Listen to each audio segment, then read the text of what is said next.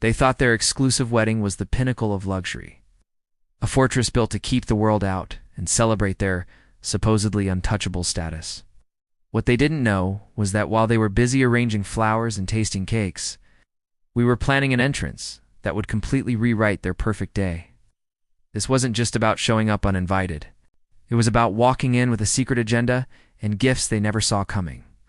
Get ready, because you're about to witness the exact moment their flawless celebration turned into a public spectacle of our unexpected power.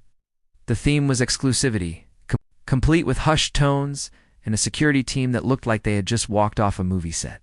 Getting in wasn't easy, but we had a secret weapon, something more effective than any invitation, a plan. We didn't just sneak in. We made an entrance. The doors opened, and there we were, walking in like we owned the place.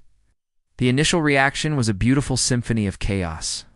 A ripple of confusion spread through the guests, followed by wide-eyed shock, and then a delicious rising tension. You could feel the air crackle. The wedding party froze, their smiles faltering. Then came the whispers, the subtle pointing, the dawning realization on their faces that our presence wasn't a mistake. It was a statement. And just as the shock began to settle, we started our show. It was time for the first gift. We didn't just hand it over. Oh no, this was theater. We unveiled it with a flourish, a large, impeccably wrapped box. Inside was something deliberately flashy, undeniably valuable. But its real power wasn't its price tag. It was the personal message it carried. A nod to a shared history they'd tried so hard to erase. The effect was immediate. Whispers turned into audible gasps. A sea of camera phones rose, flashes popping, documenting every second. The bride and groom were trapped. They had to smile, they had to look grateful, but their eyes screamed pure panic. The forced smiles, the rigid posture, it was a masterpiece of discomfort.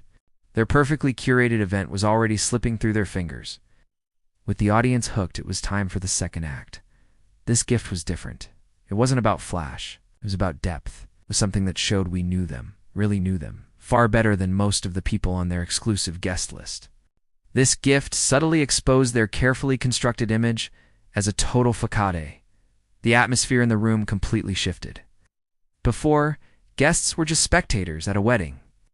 Now, they were an audience at a drama, and they were loving it. People started gravitating towards us, drawn in by the intrigue. We didn't need to be aggressive. Our confidence was our weapon. We started talking, our voices carrying through the quiet hall, casually commenting on the beautiful land, very exclusive setting. We were hijacking their narrative, one pointed compliment at a time, but we weren't done. The grand finale was yet to come, the final gift. This was the one designed to completely redefine the power dynamics in the room. It wasn't just an object. It was a public declaration, a move on the chessboard they never saw coming. As we presented it, the shift was absolute. The bride and groom were no longer the stars of their own wedding. They were supporting characters in our story. The focus, the attention, the energy of the entire room, it was all on us. Their lavish celebration had become the backdrop for our spectacle. We exchanged a quick, triumphant glance. Mission accomplished. The narrative wasn't just disrupted. It was hijacked, rewritten, and published for all to see. The aftermath was glorious, in a chaotic sort of way.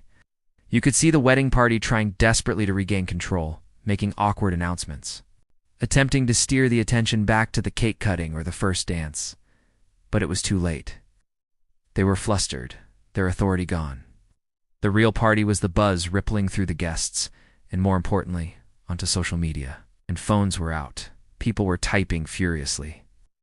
The story of the uninvited guests who outshone the bride and groom was already going viral. Ensuring the impact of our little visit would last far longer than the wedding itself, we left them in the wreckage of their perfect day, having made one thing crystal clear. A new pecking order had been established. This wasn't just a one-time stunt. It was a confident declaration of our influence and a preview of what's to come. They wanted an exclusive event. We gave them a public spectacle they'll never forget. Thanks for watching, and make sure you subscribe, because you won't want to miss what we do next.